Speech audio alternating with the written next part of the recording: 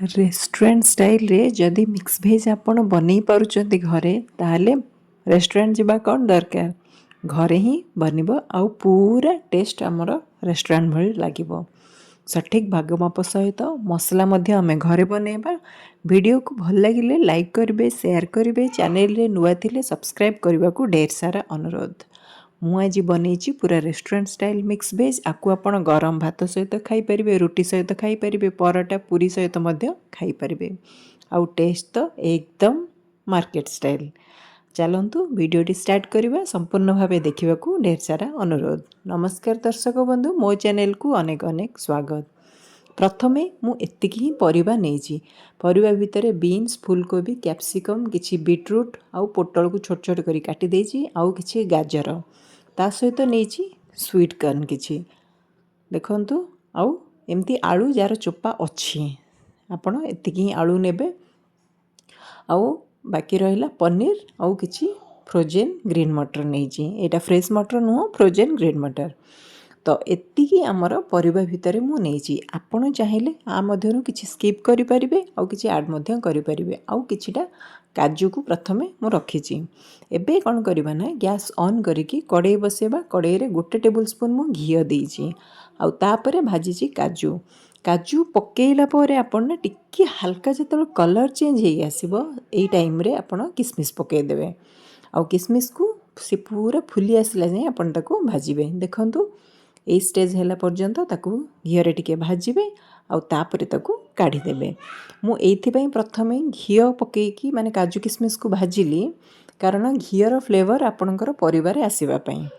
आउ एबे देखंतु 1 चमच भलिया घियो अछि। तापरे मु देली तेल। आउ तेल टिके हल्का गरम हैला परे प्रथमे पकेबे आलू। आउ आलूर जेहेतु चोपा अछि माने टिके टाइम लागिबो, तो ता सहित पकेइ देबे आपण किछि गाजर आउ बीटरूट। गाजर, बीटरूट आउ पोटल, कारण एसबु पई टिके टाइम लागिबो। आउ मु एबे 4-5 मिनिट पर पकेइली बीन्स। ए सब को आपण भलसे भाजिबे। जदि आपण माने अधिक तेल देकी पूरा छाणी दउचंती ताहाले ठीक अछि, कम टाइम रे हे जिवो। मु किंतु डीप फ्राई न करिकी शैलो फ्राई करछि, तो सेति पई मते टिके हल्का टाइम लागिछि, कारण अल्प अल्प तेल रे मु भाजी भाजी करिछि। देखंतु पूरा 50% भलिया हे गलानी। एबे कोन करबा ना, आमे फ्रोजेन मटर आउ हमर जो स्वीट कॉर्न ताकू पकेबा। आउ ए सब को ना आपण आउ 5-7 मिनिट भले आपनकू गैस रो फ्लेम जम्मा आपण लो करिवेनी कि मीडियम करिवेनी, हाई फ्लेम रे आपनकू भाजिबा पड़िबो। कारण परिबा भाजिला पर सेतिरु पानी रिलीज हुए। तो जदि आपण लो रे करूचंती ताहले से पूरा पानी बाहर की पूरा आहुरी हे जिवो। एबे देखंतु भजा हमर 70-80% पूरा सिजी गलानी। एबे ताकू हमें काढी दबा गोटे प्लेट को। एबे कड़ाई रे आउ तेल ही किछि नाही। एबे आउ 1-1.5 टेबल स्पून भले आपण तेल देबे। तापरे आमे काटी रखिथिबा जो पनीर ताकू पकेबा। आउ पनीर को आपण बेसी पूरा कड़ा करके भाजिबेनी, हल्का हल्का कलर माने टिके लाइट ब्राउन कलर हैला जाय टिके भाजिबे। आउ तापरे ताकू काढी देबे। आउ एबे मोर कड़ाई रे भी तेल अछि, आउ तेल दबा किछि दरकार नै। एबे जो आमे कोबी काटी रखिथिले फूलकोबी ताकू पकेबा। फूलकोबी रो साइज टिके बड़ करिवे। देखंतु कारण तरकार रे पड़ला परे साइज ता हमर छोट हे जिवो, तो सेति पई माने फूलकोबीटा हमर कोन माने सटकी जाय ना बहुत जल्दी, तो सेति पई आपण टिके बड़ रखि दिबे ताकि मिसिबनी तरकारी रे। बस एबे हमर फूलकोबी हे गेला। देखंतु एतिकी तेल बळिछि, ताकू मु काढी देबी। आउ एबे आमे जिबा मसला बनेबा पई। मसला रे मु नेछि 1.5 इंच रो गोटे अदा, आउ 2टा टमाट नेछि, किंतु मोर 1.5टा दरकार। आउ किछि धनिया पत्र रो डांग माने जो डेम्फटा, गोटे मीडियम साइज रो पियाज, किछि काजू को गरम पानी रे आगर भिजे रखिथिली, आउ किछि रसुण। प्रथम ए सब को चुन चुन करी काटी दबा। देखंतु पियाज को काटी देली, धनिया पत्र आउ टमाट फाळे रखिली, आउ फाळे मु पकेइछि। आउ आ सहित आउ आमे किछि माने मसला दोउनी, आउ जहा मसला गुंड जहा पकेबा ए सब को आमे कोन करिबा ना, प्रथमे ग्राइंडर रे पकेकी ताको भलसे बाटी नबा। आउ ताको गोटे फाइन पेस्ट करिबा। देखंतु पेस्ट हमर ए भलिया ही हबो। एबे गैस ऑन करिकि मु जो कड़ाई बसैछि सेतिरे तेल देछि। बेसी तेल देबेनी, 1 टेबल स्पून रो 1.5 टेबल स्पून। जेहेतु आमे घरे बनौचे टिके हेल्दी रे बनेबा। ता सहित तेजपत्र, दालचीनी आउ 2-3टा लवंग, 4-5टा गुजराती, टिके हेंगू आउ गुजराती, आउ 1 टेबल स्पून भलिया जीरा। एसबू टिके आपण हल्का भाजिबे। आउ जेबे जीरार जेबे आवाज आसीबो तापरे आपण जो बाटिकी रखिथिले मसला ताकू पकेबे। मन रखंतु जेतेबेले आपण मसला बाटिबे ना जे कोनसी मसला हो तो सेतिना ना धनिया पत्रर माने कोलिया डेम्फटा जोटा सेटा ही पकेकी ग्राइंड करिवे तार टेस्ट देखिबे बहुत ही भल लागिबो आपनको। आउ एबे मसला को आपण टिके भलसे कसिबे। आउ ता सहित किछि स्वाद अनुसार लूण, काश्मीरी लाल मिर्च पाउडर आउ हल्दी पाउडर पकेबे जोटा कि हमर बेसिक मसला से सब को पकेकी आपण पूरा घांटीबाकू पड़िबो से पर्यंत जाए जे पर्यंत जाए हमर माने मसलार गोटे कंचा बसना आसीनी आउ साइड रु हमर तेल रिलीज न होईची से पर्यंत जाए गैस रो फ्लेम आपण मीडियम रे रखिकी मसला को पूरा आराम से कसिबे।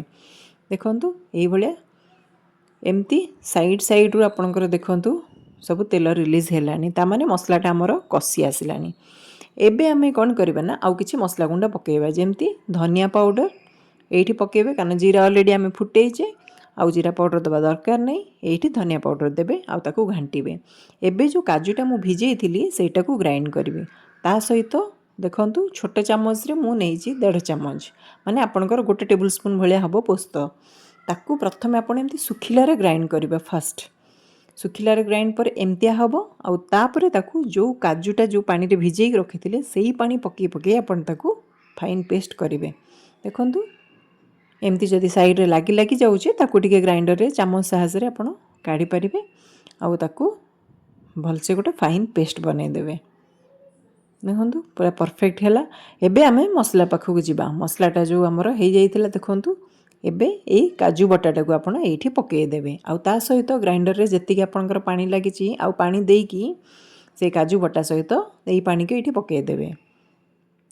तरकारी रो माने मिक्स वेज कहे गले एटा तो झोल रहेनी बहुत पूरा जुकजुकिया टाइप रो हुए तो आपण सेही हिसाब रे कंसिस्टेंसी एडजस्ट करिवे।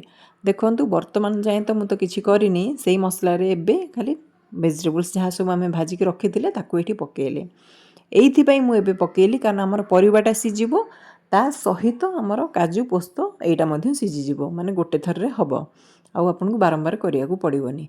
एबे मु कोन करछि ना हल्का गरम पानी दउछि जेतेबेले भी आपण तरकारी करूछंती जदी कोठी पानी दरकार पडुछि ताहले आपण गरम पानी ही देबे। आउ एबे मु लाल मिर्च पाउडर टिके पके देइछि राग हिसाब रे आपण एडजस्ट करिवे आउ एथिरे जो आमे मसला दे माने तेजपत्र डालचीनी जो देइथिले से सब को आपण काढी देबे आउ ताकू एमती फुटिवा पई छाड़िबे टिके कवर दे देबे कारण मसलाटा सॉरी आमर परिवाटा केते 70 to 80% हेइथिला ताकू तो सिजिबा को पड़िबो।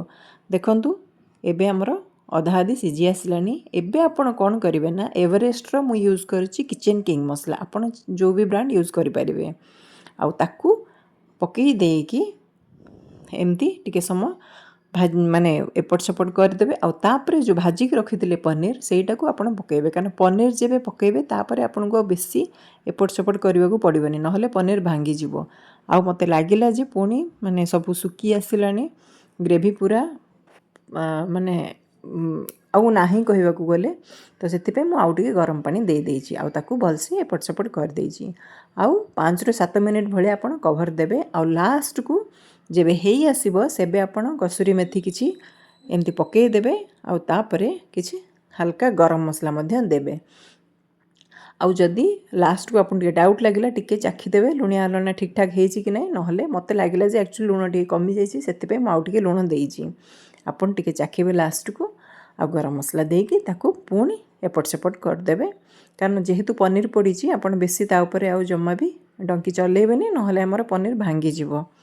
तो देखंतु एबे हमर पूरा परफेक्ट रेस्टोरेंट स्टाइल मिक्स भेज रेडी। पूरा लास्ट को आपण काजू किशमिश पकेबे आउ ताकू जस्ट हल्का गोले देबे बस आउ किछि नै। एबे आमे कोन करबा ना गैस रो फ्लेम को ऑफ कर देबा आउ आमे सर्व करबा ताकू आपण सब जोथिरे भी चाहिबे आपण खाई परिबे। आपणकर केमती हैला मो सहित कमेंट्स रे शेयर करि परिबे।